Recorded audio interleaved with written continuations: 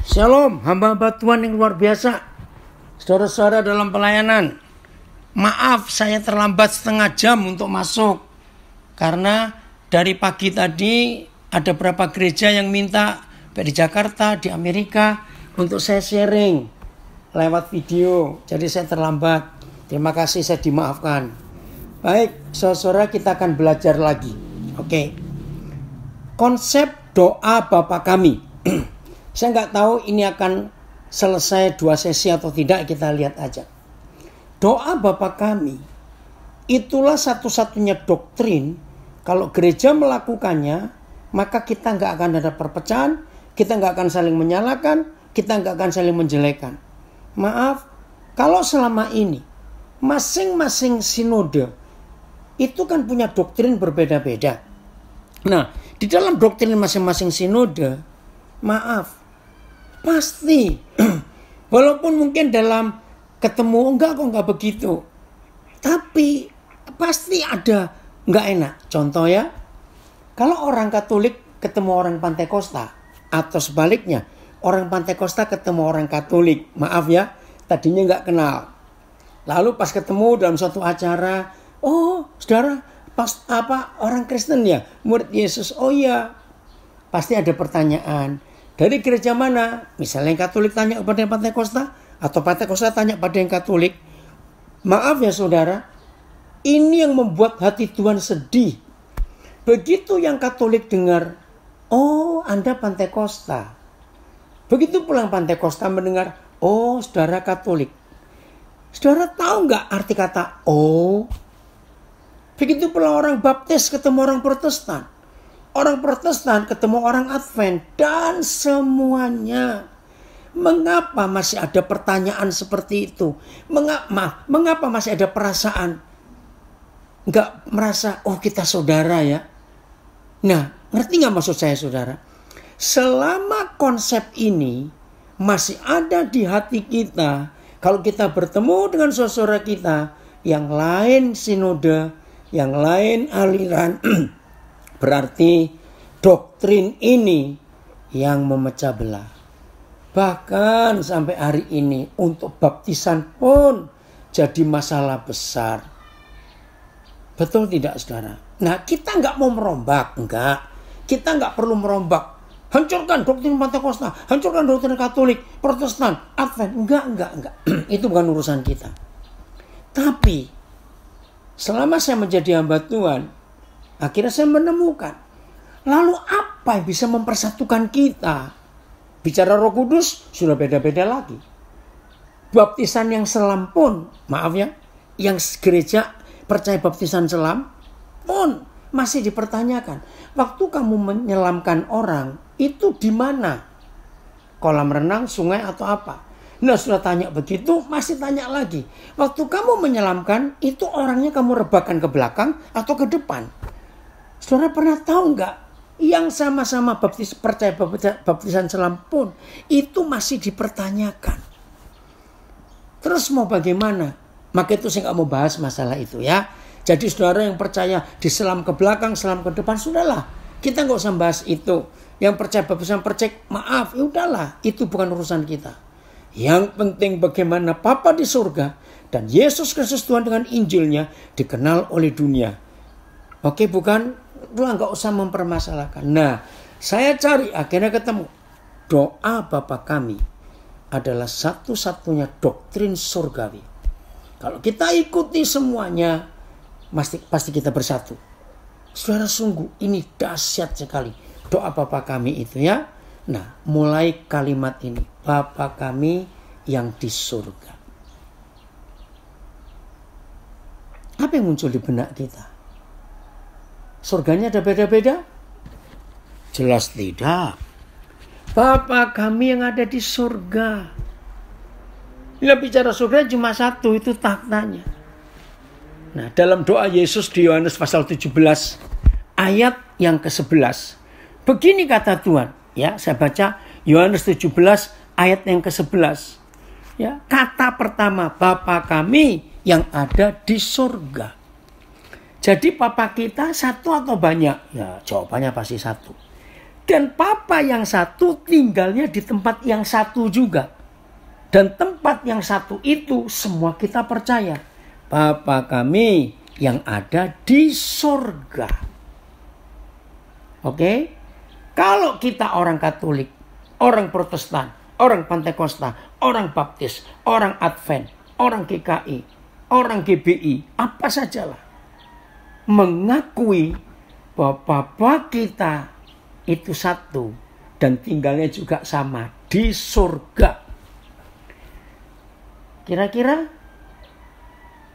berani nggak kita berkata, maaf ini saya berkata tajam sekali, tapi ini masalah. Masih ingatkah? Kalau kita mengakui, oh ada surga Katolik, ada surga Protestan, ada surga Baptis, ada surga GBI. Kan gak mungkin, surga kan cuma satu. Betul?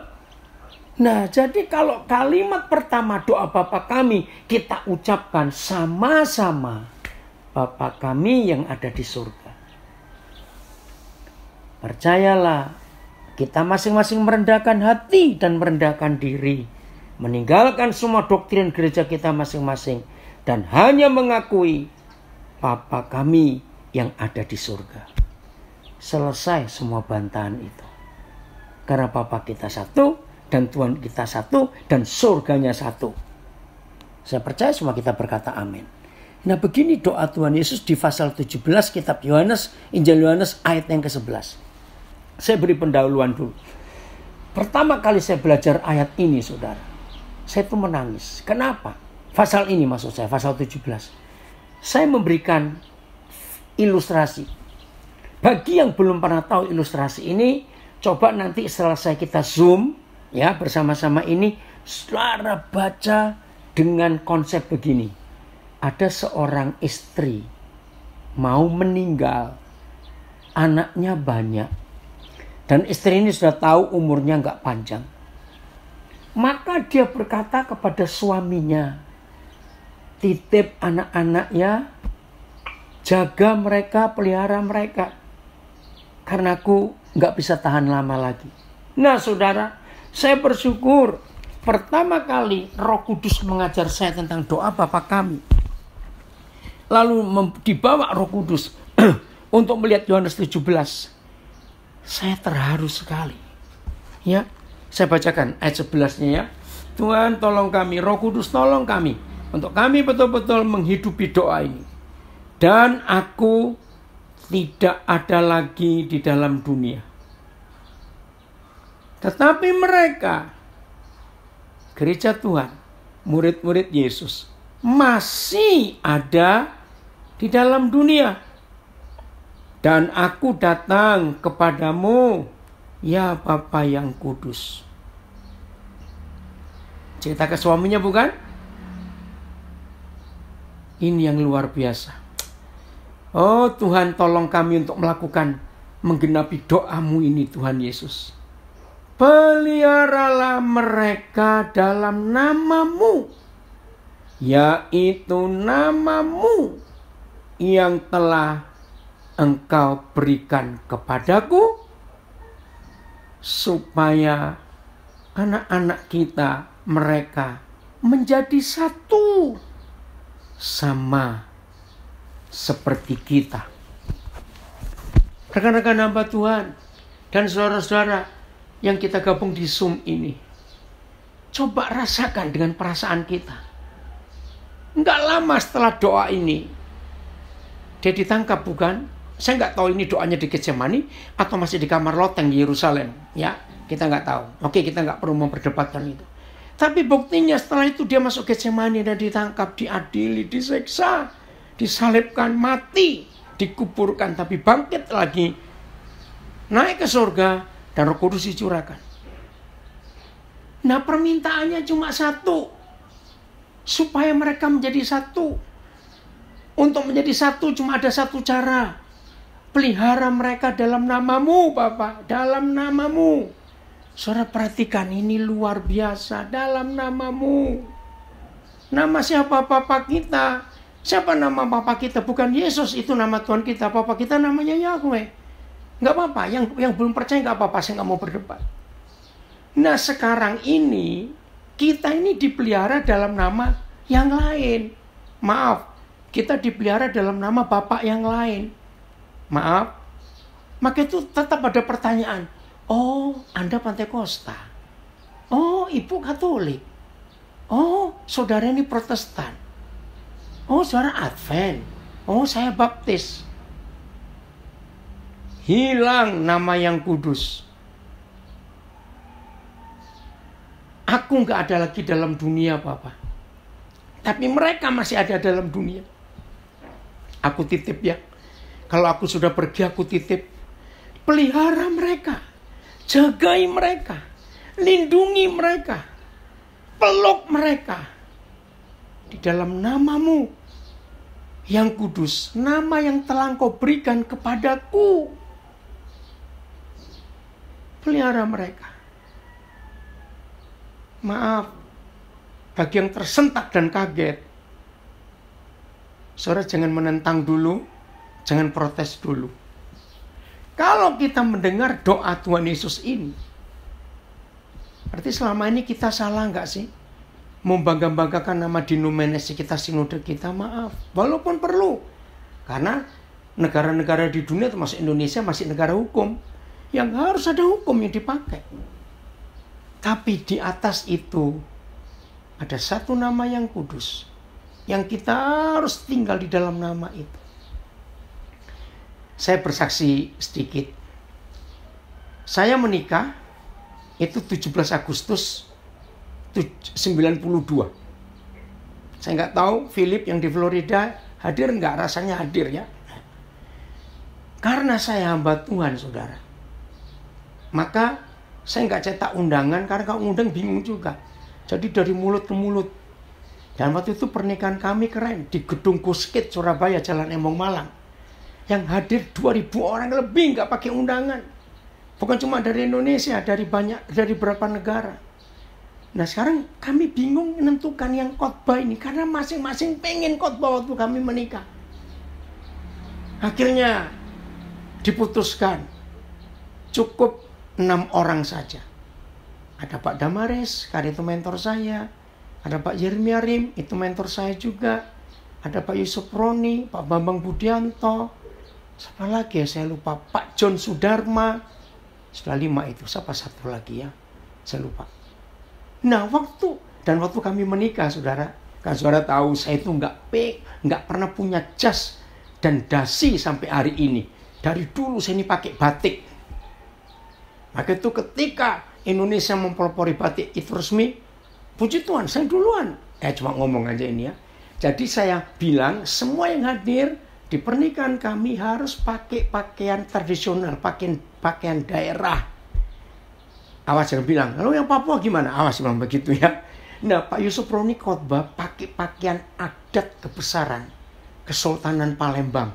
Wih keren sekali, warna kuning. Gagah Pak Yusuf Roni. Nah dalam khotbahnya itu unik. Nggak khotbah pernikahan tapi khotbah kesatuan. Begini kalimat pertama Pak Yusuf Roni katakan, wah ini pertama kali saya ketemu sekian banyak pendeta-pendeta. Belum pernah ada pendeta kumpul segini banyak. Nah saya khotbah di pernikahan Pak Daniel ini. Kalau kita berdoa pasti Tuhan yang jawab. Dan tidak sedikit kita sudah doa sekian waktu, sekian lama, doa serius. Tuhan nggak jawab, kita kecewa. Sekarang saya tanya kepada semua undangan. Dari pernikahan Pak Daniel Alexander. Di dalam Injil, ditulis hanya satu pasal Tuhan Yesus berdoa. Yaitu pasal 17 Injil Yohanes. Lalu Pak Yusuf Roni tanya kepada semua kami. Di situ kami semua baru sadar. Saya juga baru sadar pertama kali itu. Sekarang, kalau Tuhan Yesus berdoa, siapa yang jawab? Kira-kira hamba-hamba Tuhan yang ikut Zoom ini bisa jawab pasti bukan? Jawabannya cuma satu. Kalau kita berdoa, Tuhan yang jawab. Kalau Tuhan berdoa, kita yang harus jawab. Begitu Pak Yusuf Roni ngomong itu, tiba-tiba suasana hening di Gedung Kuskit yang 2000 orang lebih. Senyap. Kami tertemplak. Kami terpukul. Kami tertunduk. Kami malu. 2000 tahun lebih Yesus berdoa. Dan doanya nggak panjang-panjang. Nggak minta 2, 3, 10. Minta 1. Supaya kita ini menjadi satu. Dan dipelihara di dalam nama Bapa yang kudus. Doa ini belum kita jawab sampai hari ini. Bahkan makin hari keadaan gereja nggak makin baik. Maaf saya berkata. Kalau kita melihat keadaan gereja sekarang, rasanya makin jauh dari doa Yesus ini. Supaya kita menjadi satu. Seperti Bapa dan Yesus adalah satu. Saya lupa tahun berapa. Ibu Hana Subaja juga, masih ingat ya? Ibu Hana Subaja dari Semarang hadir. Waktu saya menikah, kami menikah. Ibu Hana Subaja pernah ngomong begini dalam satu khotbah. Saya belajar dari hamba Tuhan senior ini juga. Dan itu luar biasa. Waktu dia menguraikan di sebuah pertemuan hamba-hamba Tuhan tentang doa Yesus. Ada kalimat begini. Itu juga menyentuh, menemplak kita semua. Kita orang timur sangat menghargai pesan terakhir orang tua yang mau meninggal. Betul nggak saudara? Saya ingat khotbahnya Ibu Hana Subaja. Orang timur sangat menghargai, menghormati dan dipegang teguh pesan terakhir orang tua yang mau meninggal. Oh, bagi orang timur sangat, apa ya istilahnya ya, nggak hormat, melawan adat. Kalau sampai anak-anak melanggar permintaan orang tua yang terakhir sebelum meninggal. Nah, Tuhan Yesus nggak minta macam-macam sebelum dia meninggal. Karena setelah doa ini kan dia ditangkap, diadili, disalib, terus mati. Nah, ini permintaan Tuhan Yesus yang terakhir. Dia nggak minta banyak, saudara. Dia cuma minta supaya mereka menjadi satu. Sama seperti kita adalah satu. Bapa kami yang di surga. Kalimat berikut. Dikuduskanlah namamu. Permintaan Tuhan Yesus sebelum dia meninggal gak banyak supaya kita menjadi satu.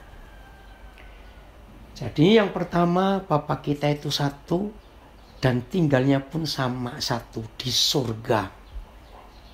Dan kita anak-anaknya harus pegang.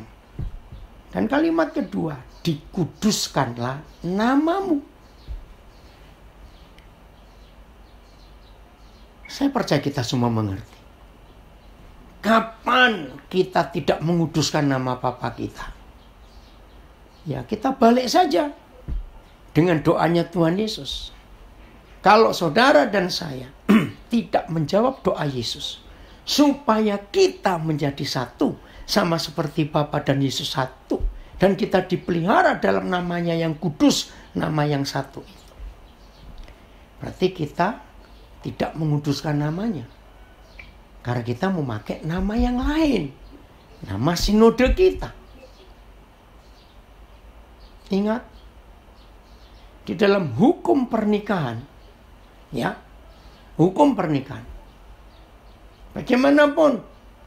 Cantiknya. Bagusnya. Indahnya. Nama seorang gadis. Begitu menikah. Nama itu hilang. Akan disebut dengan nama suaminya. Nyonya siapa, Mrs. siapa, ibu siapa. Betul tidak saudara? Nah saya beri contoh, maaf. Misalnya, saya masih hidup, Pak Roni masih hidup. Tiba-tiba istri saya nggak menyebut Nyonya Daniel Alexander. Tapi Nyonya Roni. Ngerti nggak ilustrasi ini? Berarti istri saya selingkuh dan berzina dong. Karena nggak menghormati suaminya. Nah ini hukum internasional. Sebagus-bagusnya nama gadis. Begitu menikah, diambil suaminya. Begitu saya sering punya ilustrasi ke anak-anak muda. Besok ya kalau kamu punya anak perempuan, udahlah. Nggak usah dicarikan nama yang bagus-bagus. Karena suatu hari kalau anak perempuanmu pacaran dengan seorang, maaf ya ini cuma intermezzo, jangan tersinggung, akhirnya menikah dengan seorang cowok namanya Joko Gundul, maaf, maka nama yang keren Yohanes, Priscilla, Angelika, siapa, habis disebut inilah tuan dan nyonya Joko Gundul. Ya betul tidak, saudara? Nah, dari sini kita melihat dua hal yang salah dalam hidup gereja. Satu, kalau kita mengaku anak-anak Papa di surga, maka yang kita junjung tinggi nama Papa kita. Kalau kita mengaku gereja, berarti gereja itu mempelai Kristus. Betul? Nah, kalau kita mempelai Kristus, berarti kita harus disebut nyonya Yesus Kristus. Karena kita mempelainya. Bukan nyonya sinode A, bukan nyonya sinode B.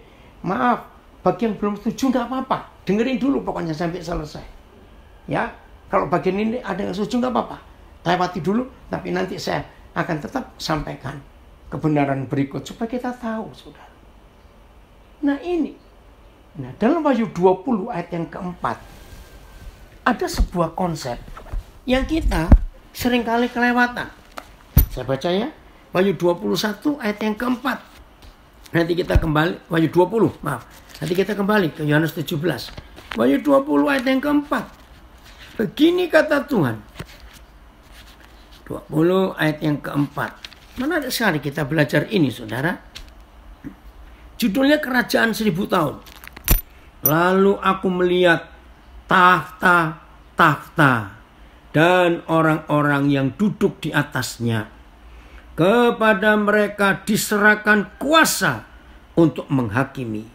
Aku juga melihat jiwa-jiwa mereka yang telah dipenggal kepalanya karena kesaksian tentang Yesus dan karena firman Tuhan, yang tidak menyembah binatang itu dan patungnya, dan yang tidak juga menerima tandanya pada dahi dan tangan mereka, dan mereka hidup, sebentar saya balik, dan mereka hidup kembali dan memerintah sebagai raja. Ini keren. Dan memerintah sebagai raja bersama-sama dengan Kristus untuk masa 1000 tahun. Nanti kita akan bahas memerintah sebagai raja. Nah, saya dulu baca cuma, oh ini martir yang dipenggal kepalanya. Tapi kalau kita melihat catatan kitab Ibrani, ternyata para martir itu nggak cuma dipenggal kepalanya loh. Kalau kita baca kitab Ibrani, aduh menakutkan. Ada yang goreng loh saudara. Ada yang digergaji, ada yang ditombak, ada yang dipedang, ada yang dikuliti. Aduh, ngeri sekali. Aduh, terus kita lihat sejarah para martir. Jepang, saudara, waktu Injil masuk, kaisarnya kejam. Orang-orang Kristen itu direndam di air belerang, di pegunungan yang ada belerangnya. Jadi matinya direbus pelan-pelan. Aduh, itu saya lihat museumnya. Di Korea juga begitu. Untuk menyiksa mereka menyangkal Yesus. Itu lutut ya, dengkul dari saudara kita yang percaya Yesus. Itu dipatahkan, saudara. Dengan cara ditarik. Aduh, ngeri sekali. Nah, ini maksudnya. Kalau cuma yang bisa memerintah bersama dengan Tuhan Yesus, itu hanya yang dipenggal kepalanya, kira-kira yang digergaji, ditombak, digoreng, direbus, dikuliti, ditarik dengan 4 ekor kuda, kaki tangannya putus. Aduh, ngeri sekali. Kira-kira mereka protes enggak? Ya jelas protes. Maka itu kenapa yang bisa memerintah bersama dengan dia hanya yang dipenggal kepalanya. Saudara, saya mau saksi. Tahun 78 dan 81. Saya menemukan jawabannya ini. Ya. Saya mundur dulu. Tahun 78. Kalau ada yang masih ingat. Ya, yang generasi saya ya. Tahun-tahun itu di Surabaya ada seorang hamba Tuhan. Namanya Ibu Els Rehata. Anaknya Dokter Rehata. Yang prakteknya rumahnya di Manyar Tumpu 3. Nah, Ibu Els Rehata ini pengkhotbah, penginjil, orangnya tegas, berwibawa. Saya respect pada dia. Tapi dia juga pemimpin paduan suara. Dulu belum ada Pesparawi. Nah, saya pernah jadi anggota paduan suaranya Ibu Els Rehata waktu saya masih remaja. Nah, di suatu pertemuan gabungan paduan suara antar gereja, yang saya masih ingat, waktu itu kami mau tampil di Gelora Pancasila di Surabaya. Ada penginjil dari Amerika. Nah, gabungan dari 30 sekian gereja di Surabaya. Ibu Els pemimpin paduan suaranya, dirigennya. Nah, ternyata dalam pertemuan itu ada berapa anggota paduan suara dari gereja tertentu yang gak suka. Karena kok digabung dengan gereja yang doktrinnya beda. Tolong ya saudara perhatikan. Saya gak buka ayatnya karena kita semua tahu itu Wahyu pasal yang kedua. Ya, begini firman Tuhan itu. Dimuntahkan. Masih ingat ya? Dimuntahkan. Ya, barang siapa yang suam-suam kuku akan dimuntahkan. Nah, itu sebabnya Tuhan marah. Begini kata Ibu Els pada waktu itu. Karena papanya dokter. Maaf ya saudara. Nah, sampai hari ini saya belum pernah dengar khotbah hamba Tuhan tentang Wahyu 2 yang dimuntahkan. Jadi khotbah yang pertama dan yang terakhir yang saya dengar dari hamba Tuhan yaitu tahun 78, Ibu Els Rehata. Apa arti kata dimuntahkan? Begini, maaf ya jangan merasa geli atau jijik. Orang yang muntah itu pasti makanan yang belum sempat dicerna oleh lambung kita terus dikeluarkan. Maka itu kalau kita muntah, maaf, pasti masih kelihatan bentuknya. Makanan itu belum sempat dicerna. Saya masih nggak ngerti maksudnya apa ini. Begini kata tubuh Kristus. Maka itu kalau kita makan bakso hari ini, masa besok akan keluar kelihatan pentolnya di permukaan kulit kita, di siku kita, di pipi kita baksonya nempel? Kan nggak mungkin. Kalau kita makan mie, kan nggak mungkin minyak kelihatan panjang-panjang ada di permukaan kulit, bawah permukaan kulit kita. Kan tidak. Semua makanan yang masuk ke tubuh kita itu dilumat, dihancurkan, dicerna oleh lambung. Supaya menjadi tubuh kita, menjadi daging. Saudara, saya bertobat sejak hari itu. Maka itu pewahyuan ini yang membuat saya, maaf saya berkata, saya hamba Tuhan. Tahun ini saya bersyukur 48 tahun saya menjadi hamba Tuhan. Tapi saudara tahu kenapa saya nggak bentuk gereja yang organisasi sama sekali sampai hari ini. Karena saya tahu saya ini anggota tubuh Kristus. Saya tidak mau mengkristal untuk jadi sesuatu yang diam saja. Saya mau jadi anggota tubuh Yesus, terserah. Dia mau tempatnya saya di bagian tubuhnya yang mana. Maka itu kalau ada tubuh Kristus yang dimakan Tuhan Yesus, nggak mau jadi tubuhnya, tetap ngotot.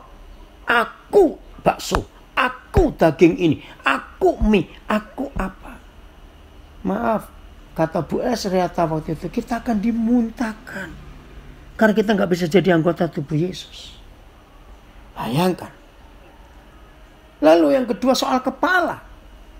Jadi setelah kita menjadi gereja, suami kita itu Yesus. Maka itu seorang gadis kalau mau menikah, persiapannya cuma satu, potong kepala. Seorang pemuda kalau mau menikah, persiapannya cuma satu, potong badan.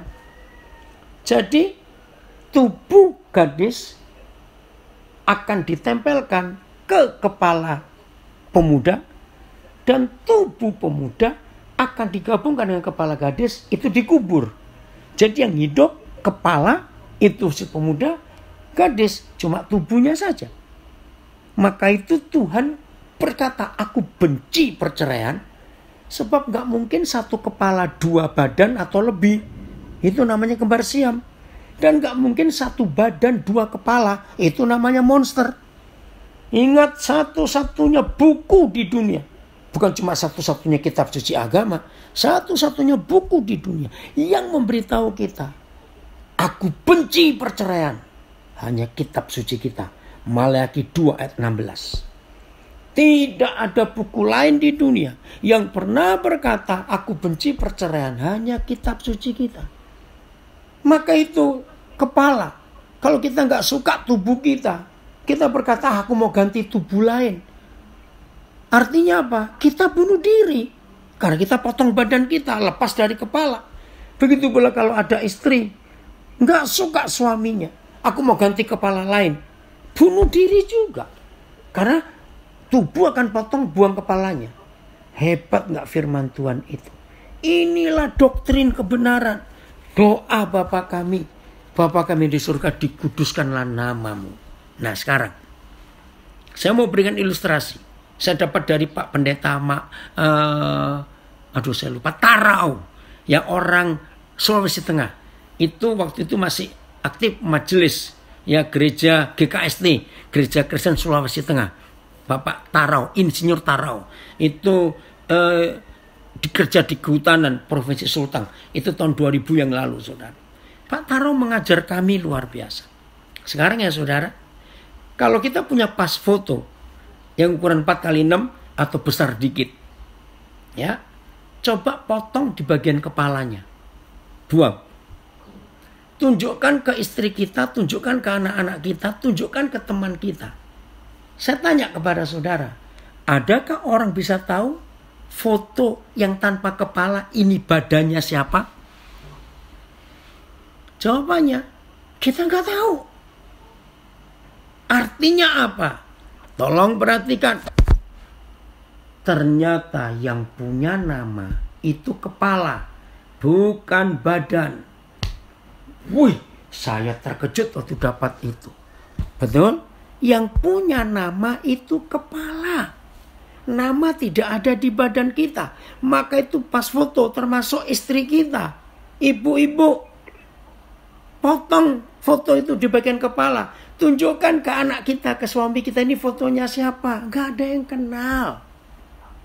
Sebab nama itu ada di kepala. Dikuduskanlah namamu, Bapa. Kapan kita tidak menguduskan nama Tuhan kita? Ketika kita pakai nama lain dalam hidup. Suami masih hidup, tapi istri menyebut diri nyonya si A, si B. Ini namanya perzinahan. Ini baru dua kata. Bapa kami yang di surga, dikuduskanlah namamu. Saudara, ini yang luar biasa. Pak Roni coba buka Yohanes 17. Ya, tolong bacakan ayat yang ke-21. Yohanes 17 ayat yang ke-21. Saudara coba lihat ini. Penting sekali. Supaya mereka semua menjadi satu, sama seperti Engkau ya Bapa, di dalam aku dan aku di dalam Engkau, agar mereka juga di dalam kita, supaya dunia percaya bahwa Engkaulah yang telah mengutus aku. Saudara, perhatikan kalimat terakhir. Bukankah tugas kita sebagai gereja, bukankah tugas kita sebagai murid-murid Yesus itu untuk memperkenalkan Yesus kepada dunia? Loh, betul tidak? Nah, supaya dunia itu percaya Tuhan Yesus. Ternyata inilah satu-satunya ayat dalam seluruh Alkitab. Kapan dunia bisa percaya siapa yang mengutus Yesus? Ternyata cuma satu. Yaitu kalau kita menjadi satu. Coba Pak Roni ulangi kalimat terakhir ayat 21 Yohanes 17. Ini penting sekali, saudara. Kalimat terakhir, kata supaya. Yohanes 17. Supaya dunia percaya bahwa Engkaulah yang telah mengutus aku. Ya sudah. Supaya dunia percaya bahwa Engkau yang telah mengutus aku. Sampai hari ini dunia belum bisa percaya Tuhan Yesus yang diutus siapa. Sebab masih terkotak-kotak. Protestan, Katolik, Pentakosta, Baptis, Advent, Betel, dan nama-nama yang banyak sekali. Maka itu dunia gak bisa percaya. Nah di ayat 21 dijelaskan supaya mereka menjadi satu, sama seperti Engkau ya Bapa di dalam aku dan aku di dalam Engkau. Agar mereka juga di dalam kita, supaya dunia percaya. Ini yang luar biasa. Ayat 22. Pak Roni baca lagi, masih Yohanes 17. Dan aku telah memberikan kepada mereka kemuliaan yang Engkau berikan kepadaku, supaya mereka menjadi satu, sama seperti kita adalah satu. Tuhan, ampuni kami. Doamu cuma satu. Tuhan gak pernah minta kami bangunkan gedung gereja yang megah. Tuhan gak pernah minta kami buatkan sekolah teologi yang hebat. Tuhan gak pernah minta kami buatkan KKR seminar yang wah. Tuhan gak pernah minta kami buatkan bukit doa yang hebat. Yang Tuhan minta cuma satu, saudara. Supaya kita menjadi satu. Bapa kami yang di dalam surga, dikuduskanlah namamu. Enggak berat permintaannya, supaya kita menjadi satu. Kiranya setelah kita belajar firman ini, walaupun masing-masing kita tetap pada sinode kita, enggak apa-apa, karena harus ada badan hukum. Tapi dalam hidup sehari-hari, jangan nama sinode kita yang kita tonjolkan. Biarlah masing-masing kita dikenal oleh dunia. Kita ini mempelai Kristus, berarti nyonya Yesus Kristus. Kita ini anak-anak Bapa di surga, karena Bapa kita satu. Oke ya, Bapa kami yang di surga, dikuduskanlah namamu. Kiranya mulai hari ini kita menguduskan namanya. Nah, kalimat ketiga, masih ingat? Datanglah kerajaanmu. Wah, luar biasa.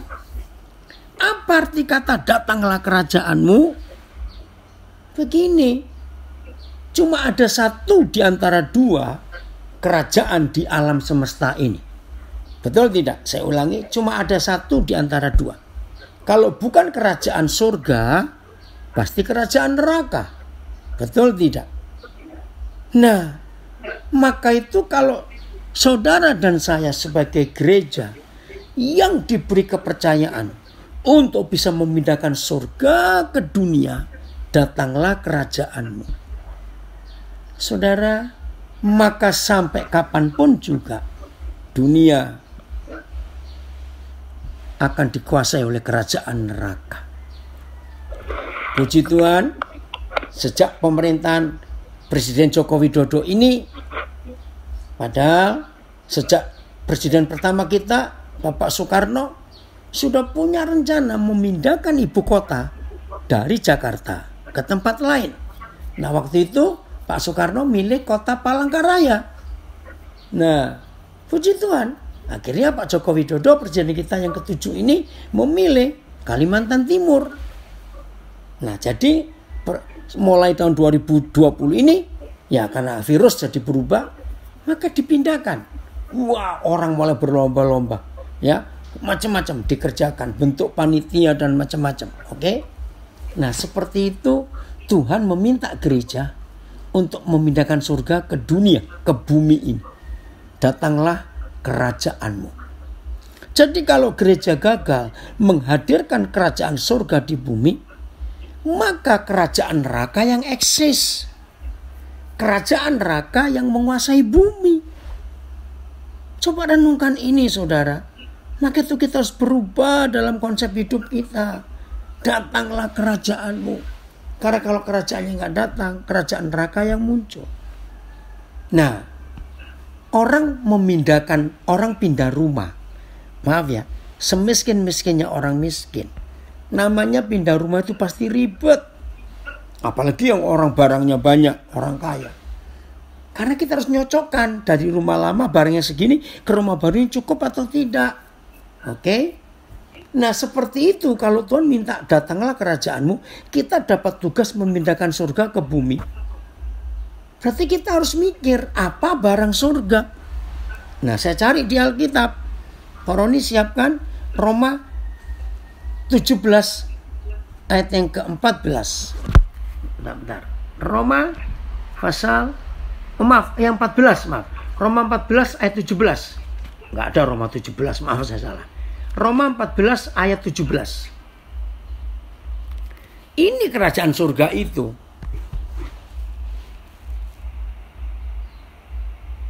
Ya, Pak Roni bacakan. Sebab kerajaan Allah bukanlah soal makanan dan minuman, tetapi soal kebenaran, damai sejahtera, dan sukacita oleh Roh Kudus. Saudara, saya kaget pertama kali belajar ayat ini. Ternyata isi surga itu cuma 3 benda. Kebenaran, damai sejahtera, dan sukacita oleh Roh Kudus. Saya syok. Begini Roh Kudus beri saya kemarahannya. Jadi bayangkan Daniel, permintaan Tuhan Yesus 2000 tahun yang lalu, datanglah kerajaanmu. Untuk memindahkan 3 barangnya surga saja 2000 tahun lebih gak selesai-selesai. Gereja bertobat kita. Lalu apa kerja kita selama ribuan tahun ini? Hanya untuk memindahkan surga ke bumi yang isinya cuma kebenaran, damai sejahtera, dan sukacita oleh Roh Kudus. Di situ saya bertobat lagi, keterlaluan saya ini sebagai hamba Tuhan. Maka itu saudara, sejak saya dibuat mengerti oleh Roh Kudus, kemana saja saya pergi ditunjuk Tuhan. Saya ingin menghadirkan kebenaran, saya ingin menghadirkan damai sejahtera, saya ingin menghadirkan sukacita oleh Roh Kudus. Maka itu ketika Agustus tahun 89, saya sedang di Amerika. Saya menikmati hidup di Amerika. Sudah mapan, pelayanan bagus. Saya punya izin tinggal di Australia, saudara. Saya sudah enak di Eropa. Yang kenal saya lama pasti tahu. Tiba-tiba Agustus 89, saya tinggal di rumah Pak Adi Sutanto, pendiri JKI. Ya, saya dapat buku From Jerusalem to Irian Jaya. Selesai baca buku itu, Roh Kudus dengan jelas berkata, Daniel, kamu ke Irian. Nah, maka itu saya kagum. Kenapa bukan From Jerusalem to Indonesia? Kenapa penulisnya Ruth Tucker menulis From Jerusalem to Irian Jaya? Ada apa? Dengan buku itu, Roh Kudus menyuruh saya tinggal di Papua. April 90, pertama kali saya mendarat di Jayapura. Agustus 89 saya dapat pernyataan. April 90 saya mendarat di Jayapura. Nah, saya keliling Papua waktu itu hanya untuk mau menyatakan kerajaan surga. Maaf ya saudara, maaf. Secara umum, hamba Tuhan kalau diutus ke satu tempat, pasti langsung ingin buka cabang, bukan? Buka gereja, cari lokasi, cari pengusaha. Ayo kita sama-sama bangun. Maaf, saya tidak demikian. Saya tidak ingin memecah belah tubuh Kristus. Saya tahu panggilan Tuhan atas hidup saya. Maka yang saya cari data, 11 bulan saya cuma keliling, jarang khotbah. Tapi gak netap 11 bulan, keluar lagi, balik lagi. Saya hanya cari data. Apa yang saya bisa buat untuk Papua? Supaya kebenaran dan damai sejahtera dan sukacita itu nyata. Nah, orang-orang Papua ini nggak ada damai sejahtera, nggak ada sukacita. Tanah mereka kaya. Saudara, nggak ada tanah sekaya tanah Papua, saudara. Kalau saya tidak salah, setelah beberapa kali saya ke Freeport, karena kami punya asrama juga di Tembagapura, di ujung sana, tempat Freeport gali emas. Itu sehari kalau tidak salah, mereka gali tanah 800 ton. Dari 800 ton itu dipisah mana besi, mana tembaga, ya, mana aluminium, macam-macam saya nggak hafal, mana emas. Nah, dari 800 ton tanah yang diambil tiap hari, kalau saya nggak salah, itu emasnya itu 2 ton, saudara. Maka itu waktu Presiden Joko Widodo mengambil alih saham Freeport terbanyak, wah, kejet-kejet itu yang sudah menikmati hasil Freeport dimaling sekian puluh tahun. Maka itu sampai hari ini protesnya nggak habis-habis. Oke lah, urusan mereka. Bayangkan tanah sekaya ini, kayu-kayu hutannya, luar biasa. Tapi rakyatnya miskin. sakit-sakitan, maaf. Pendidikannya nggak tinggi, maka itu mereka nggak bisa mengelola tanah mereka sendiri. Sehingga genaplah istilah dalam bahasa Indonesia, Indo ayam mati di lumbung padi. Itu Papua. Nah, supaya kerajaan surga datang ke tanah Papua, saya nggak dirikan gereja, saya cari data. Ternyata yang diperlukan oleh orang Papua supaya hidupnya ada kebenaran, ada damai sejahtera, ada sukacita, yaitu buat sekolah untuk mereka supaya mereka jadi pandai, dan kalau mereka sudah pandai mereka bisa mengelola tanahnya sendiri. 91 saya buka sekolah pertama di Wamena tapi gagal. Akhirnya 95 kami buka sekolah yang resmi secara nyata sampai hari ini, yaitu harus berpola asrama dari TK loh saudara.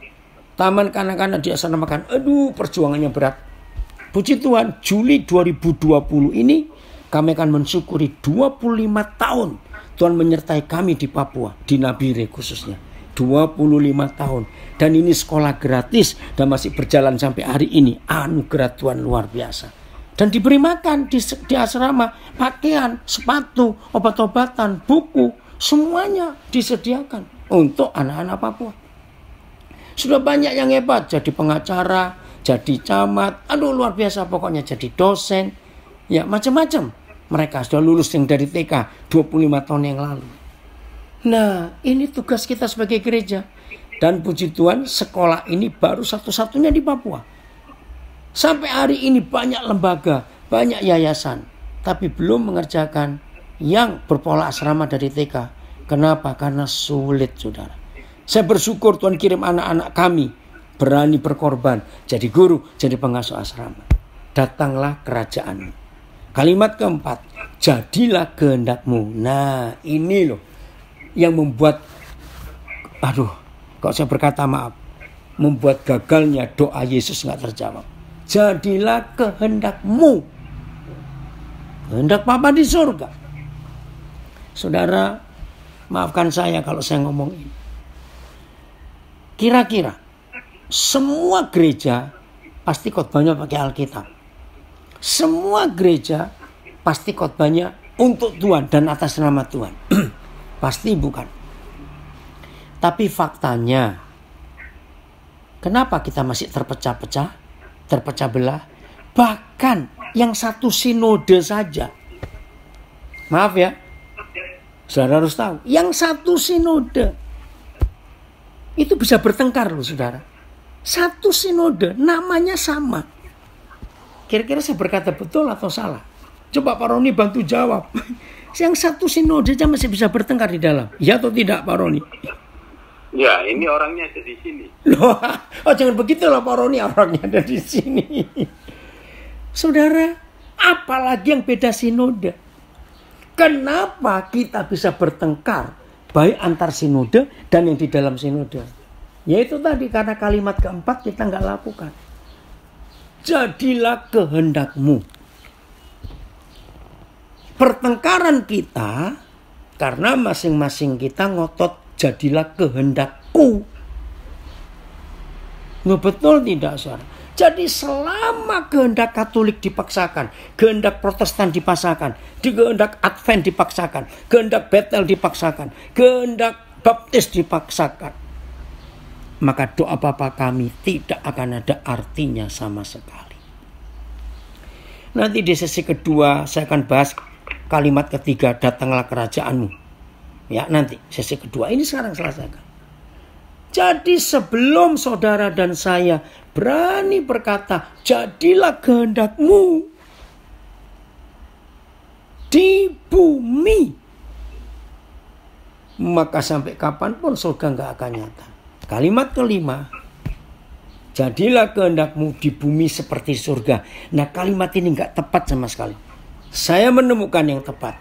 Datanglah kerajaan-Mu, jadilah kehendak-Mu, supaya bumi jadi seperti surga. Wih, ketika Roh Kudus mewahyukan ayat itu saya menangis. Jadi terjemahan yang betul, jadilah kehendak-Mu di bumi seperti di surga. Itu nggak tepat. Tapi yang tepat begini, Bapa kami yang di surga, dikuduskanlah namamu, datanglah kerajaanmu, jadilah kehendakmu, supaya bumi jadi seperti surga. Ayo kita jujur saudara, selama ini bumi seperti surga atau seperti neraka? Karena cuma ada satu di antara dua loh. Seperti neraka.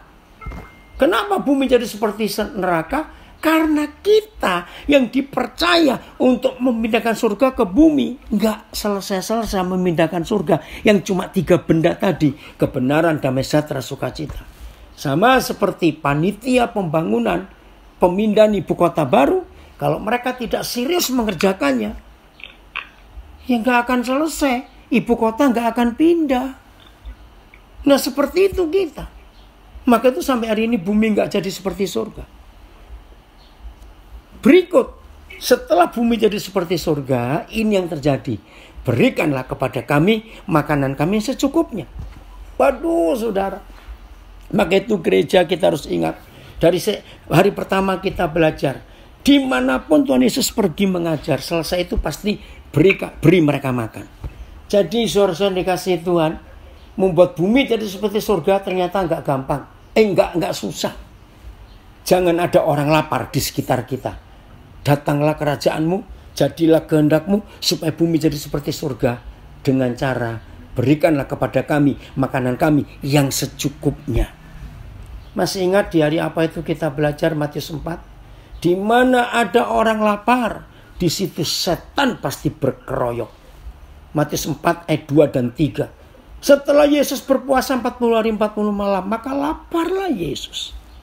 Ayat 3 kalimat pertama, kaget saya. Datanglah si pencoba. Maka itu orang lapar terus ada di dunia. Kenapa banyak orang lapar? Jawabannya karena banyak orang pelit. Bukan karena banyak orang malas, salah. Karena banyak orang pelit, gak mau berbagi. Maka itu banyak orang lapar. Maka itu doa Bapa kami ini, berikanlah kepada kami makanan kami secukupnya hari ini. Ternyata Bapa kita gak menjawab secukupnya. Dia beri kita lebih. Nah kok aneh? Nah ini dia. Kenapa kita minta secukupnya diberi lebih? Karena di sekitar kita ada banyak orang gak punya papa seperti papa kita. Jadi papa di surga titip. Daniel, Roni, kamu minta secukupnya, aku beri lebih ya.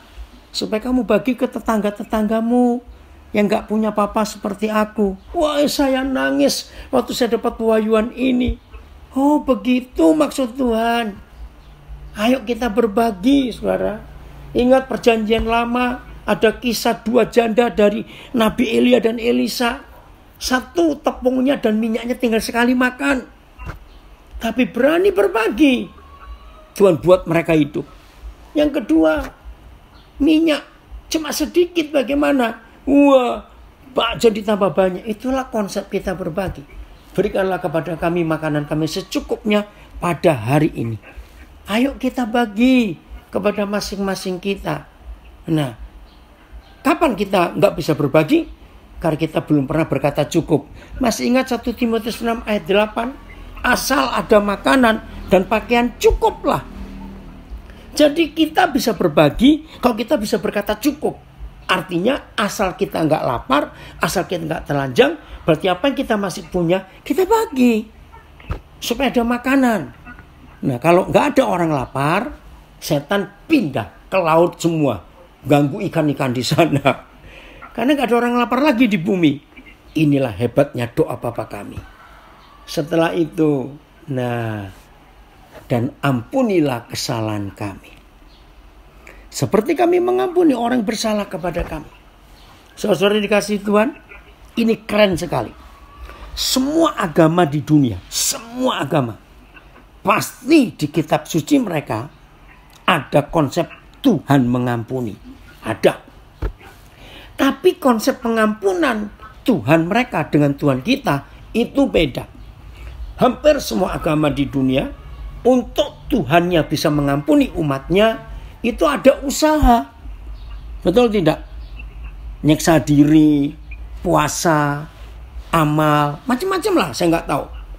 Tapi Papa kita di surga konsep pengampunannya, aduh luar biasa saudara.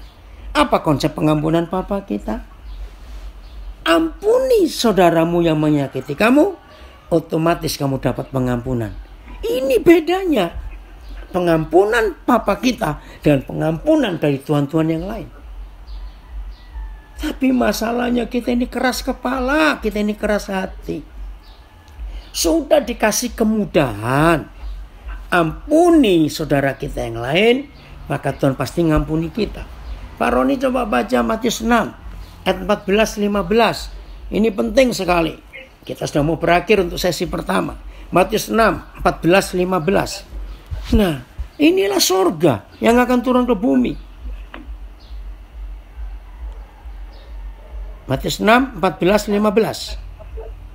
Karena jikalau kamu mengampuni kesalahan orang, Bapamu yang di surga akan mengampuni kamu juga. Ya, terus? Tetapi jikalau kamu tidak mengampuni orang, Bapamu juga tidak akan mengampuni kesalahanmu. Kenapa muncul Martin Luther zaman itu? Salah satu kemarin Martin Luther karena gereja waktu umat datang minta pengakuan dosa suruh bayar. Woi, Martin Luther berontak, saudara. Nah, ini pengampunan gratis dari Bapa kita. Jadi setelah doa Bapa kami selesai Matius 6 sampai ayat yang ke-13, amin, baru muncul ayat 14-15. Tuhan Yesus menegaskan lagi, jikalau kamu mengampuni kesalahan saudaramu, maka kamu diampuni. Tapi jikalau kamu tidak mengampuni kesalahan saudaramu, Bapamu yang di surga pun tidak akan mengampuni kamu. Maka itu ajari kepada jemaat. Kalau ada di antara kita berkata, saya nggak punya musuh, Pak, cuma ada berapa orang saya ini malas ketemu. Awas ngomong begitu. Malas ketemu itu artinya belum mengampuni. Ingat, ini yang Tuhan ingin ajarkan kepada kita. Kita akan diampuni karena kita mengampuni orang lain. Nggak susah, nggak berat, saudara. Karena Tuhan ingin kita mengampuni orang lain dulu, baru kita akan terima pengampunan. Oh, kita bahagia menjadi anak-anak Bapa di surga kalau hidup kita seindah ini, menurut ini. Baru kalimat terakhir, karena Engkaulah yang punya kerajaan, punya kuasa, dan punya kemuliaan sampai selama-lamanya. Dunia akan jadi surga, saudara, kalau kita anak-anak Bapa di surga yang dikuduskan dalam namanya sendiri. Kalau kita mempelai Kristus, kita nyonya Yesus, nama Bapa kita satu, jadi kita ini satu marga semua karena Bapa yang satu. Ingat doa Yesus tadi. Maka kalau kita sadar kita ini mempelai Yesus, kita nggak punya kepala sendiri. Kepala kita adalah suami kita. Ingat istilah foto tadi. Wah, kalau kita hidup dengan kebenaran ini, betul-betul surga ada di bumi, saudara. Dan semuanya dalam keadaan aman yang luar biasa. Hebat bukan? Oh, terima kasih Tuhan untuk kesempatan yang luar biasa. Saya minta Pak Roni berdoa untuk sesi yang pertama ini. Bapak, kami bersyukur buat sesi yang sudah diisi oleh hamba-Mu, menyampaikan kebenaran yang harus kami lakukan. Terima kasih. Biar Roh Kudus terus menuntun dan memberikan kami lebih jelas lagi dalam hidup kami sehari-hari ke depan, supaya kami boleh menyelesaikan pekerjaan Bapa. Amin, amin.